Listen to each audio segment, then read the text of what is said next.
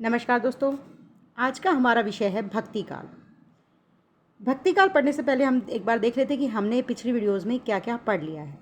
हमने पढ़ा है हिंदी साहित्य के इतिहास लेखन की परंपरा, हिंदी साहित्य के इतिहास लेखन का काल विभाजन एवं नामकरण, हिंदी साहित्य के इतिहास लेखन की पद्धतियाँ एवं आधारभूत सामग्री हम पढ़ चुके हैं। आदिकाल का नामकरण, प्रवृत्तियाँ और आदिकाल को जो डॉक्टर गणपति चंद्रगुप्त ने 3 भागों में विभाजित किया है, धर्माश्रित, राज्याश्रित और लोकाश्रित साहित्य भी हम पढ़ चुके हैं। दोस्तों, आज की वीडियो में हम पढ़ेंगे भक्ति काल। भक्ति का मतलब क्या है, भक्ति का उदय कैसे हुआ था, भक्ति आंदोलन के कारण क्या क्या हैं, आज इस वीडियो में हम पढ़ेंगे। दोस्तों, वीडियो को आगे बढ़ाने से पहले हमारे चैनल को सब्सक्राइब ज़रूर कर लीजिए और साथ में बेल आइकन को प्रेस कर लीजिए ताकि अगली वीडियो आप तक आसानी से पहुंच सके। और साथ में एक बात ध्यान रखिए, वीडियो को पूरा ज़रूर देखिएगा, क्योंकि जब तक आप वीडियो पूरा न देखेंगे तब तक आपको जानकारी अधूरी ही रहेगी। एक बार वीडियो पूरा देखने के बाद आपको पूरी जानकारी इससे संबंधित मिल जाती है। देखिए दोस्तों, मध्यकाल को 2 भागों में बांटा गया है, एक पूर्व मध्यकाल में और दूसरा उत्तर मध्यकाल में। पूर्व मध्यकाल को भक्ति काल कहा गया है, उत्तर मध्यकाल को रीतिकाल कहा गया है। भक्ति काल का जो समय है वो कई बार पूछ लिया जाता है, और ज़्यादातर जो समय अगर किसी आचार्य का नाम देकर ना पूछा जाए तो यही समय सबको मान्य है। आचार्य रामचंद्र शुक्ल के अनुसार जो भक्ति काल का समय है वो 1375 विक्रमी से 1700 विक्रमी संवत है। यदि ईस्वी में आंसर पूछा जाए तो उत्तर होगा 1318 ईस्वी से 1643 ईस्वी। कई बार डॉक्टर नगेंद्र का नाम लेकर भी पूछ लिया जाता है कि डॉक्टर नगेंद्र के अनुसार भक्ति काल की समय सीमा क्या है। तो 14वीं सदी के मध्य से 17वीं सदी के मध्य तक का समय नगेंद्र जी ने भक्ति काल का माना है। ईस्वी में इसे हम कहेंगे 1350 ईस्वी से 1650 ईस्वी। यदि डॉक्टर नगेंद्र का नाम लेकर पूछा जाएगा तो हमारा उत्तर ये होगा। नहीं तो भक्ति काल का समय सीमा 1375 विक्रमी से 1700 विक्रमी संवत में और ईस्वी में होगी 1318 ईस्वी से 1643 ईस्वी। अब देखिए, भक्ति शब्द जो है वो संस्कृत की भज धातु से बना है, जिसका अर्थ होता है भजना या स्मरण करना। भक्ति शब्द किससे बना है? भज धातु से। और भज धातु का अर्थ क्या होता है? भजना या स्मरण करना। भक्ति शब्द का जो सबसे पहले उल्लेख मिलता है, सर्वप्रथम उल्लेख, ये प्रश्न कई बार पूछ लिया जाता है कि भक्ति शब्द का सर्वप्रथम उल्लेख कहाँ पर मिलता है, तो वो मिलता है श्वेत ऐश्वेतर उपनिषद में। सर्वप्रथम उल्लेख पूछा जाए तो हमारा उत्तर होगा श्वेत ऐश्वेतर उपनिषद। और यदि पूछा जाए कि वेदों और उपनिषदों की तुलना में भक्ति का उल्लेख सबसे अधिक कहाँ मिलता है, तो वेदों उपनिषदों की तुलना में पुराणों में सबसे अधिक भक्ति का उल्लेख मिलता है। अगला प्रश्न जो बनता है वो कहते हैं कि श्रीमद् भागवत पुराण के अंतर्गत भक्ति के कितने स्वरूपों पर चर्चा हुई है। तो इसका अर्थ क्या होगा कि भागवत पुराण के अंतर्गत भक्ति के 9 स्वरूपों की चर्चा हुई है। अगला है गीता से संबंधित। गीता के कितने अध्याय हैं? 18 अध्यायों में क्या हुआ है? प्रथम अध्याय जो 6 हैं, पहले 6 अध्याय, उनमें कर्म योग पर चर्चा की गई है। 6 के बाद जो द्वितीय 6 मतलब 7 से 12 तक के जो अध्याय हैं उनमें भक्ति योग पर चर्चा की गई है। और कई बार यही प्रश्न पूछा जाता है कि गीता के किन अध्यायों में भक्ति पर चर्चा की गई है, तो वो कौन से हैं? मध्य के 6 अध्याय मतलब 7 से लेकर 12 तक के जो अध्याय हैं वो भक्ति योग के अध्याय हैं। अंतिम 6 अध्यायों में ज्ञान योग की चर्चा की गई है। अब देखिए, बहुत ही महत्वपूर्ण प्रश्न है कि भक्ति का उदय सर्वप्रथम कहाँ पर हुआ था।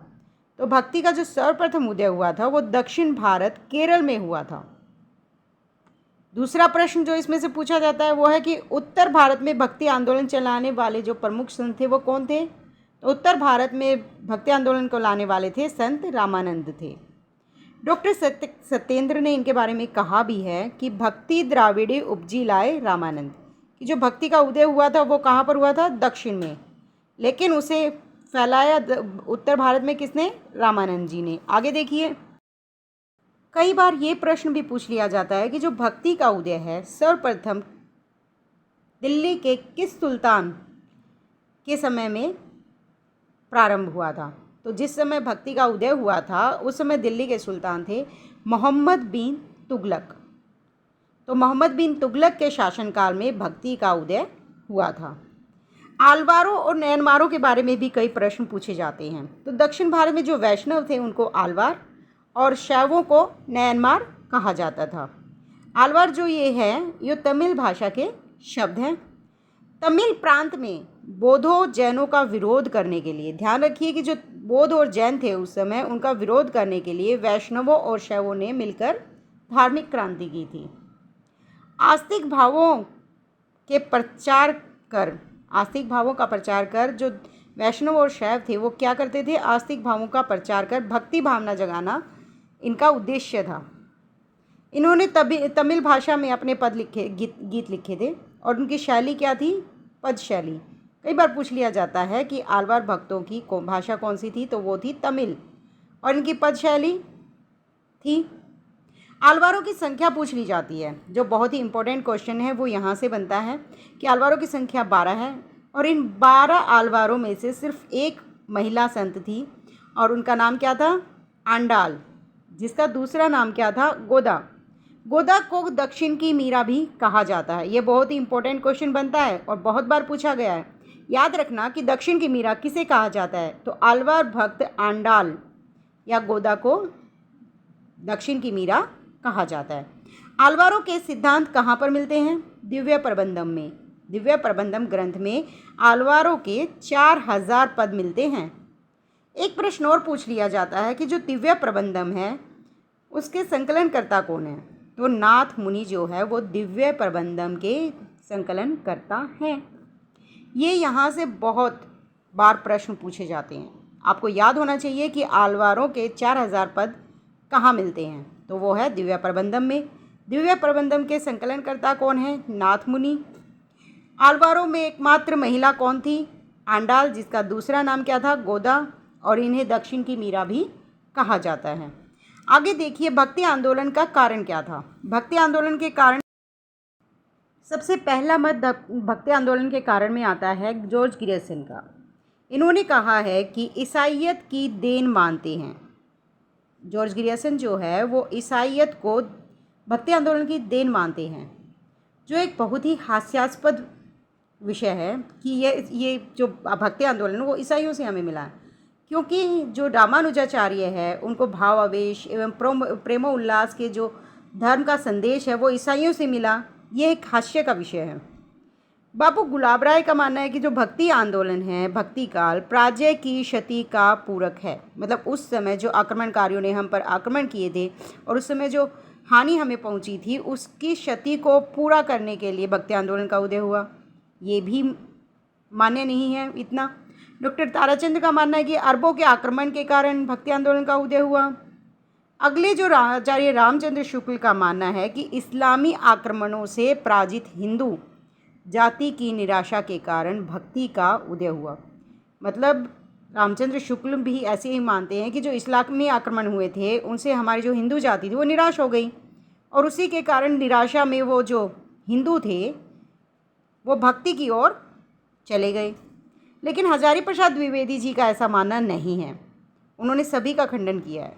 उन्होंने कहा है कि भारत में भक्ति आंदोलन भारतीयों की जो स्वाभाविक चिंतन धारा थी उसका विकास है।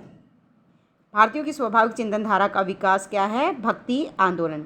यदि भारत में भक्ति आंदोलन का उदय इस्लामी आक्रमणों के कारण हुआ होता तो इसका प्रारंभ सिंध में हुआ होता। उनका मानना है कि यदि इस्लामी आक्रमण के कारण हुआ होता तो भक्ति आंदोलन दक्षिण भारत में न आकर कहाँ आता, सिंध में, न कि निरापद सुदूर दक्षिण में, क्योंकि दक्षिण में तो इस तरह की कोई आपदा थी ही नहीं। तो सभी की काट किसने की है, आचार्य हजारी प्रसाद द्विवेदी ने। वो आचार्य रामचंद्र शुक्ल जी के मत से बिल्कुल भी सहमत नहीं थे। दोस्तों आज की वीडियो में हमने पढ़ा कि भक्ति काल की समय सीमा क्या है, भक्ति शब्द का अर्थ क्या है और भक्ति शब्द का सर्वप्रथम उल्लेख कहाँ मिलता है। वीडियो को अंत तक देखने के लिए धन्यवाद और चैनल को सब्सक्राइब ज़रूर कर लीजिएगा ताकि अगली वीडियो जिसमें हम पढ़ेंगे भक्ति काल को स्वर्ण युग क्यों कहा जाता है का वीडियो आप तक बिना किसी रुकावट के पहुंच सके। धन्यवाद।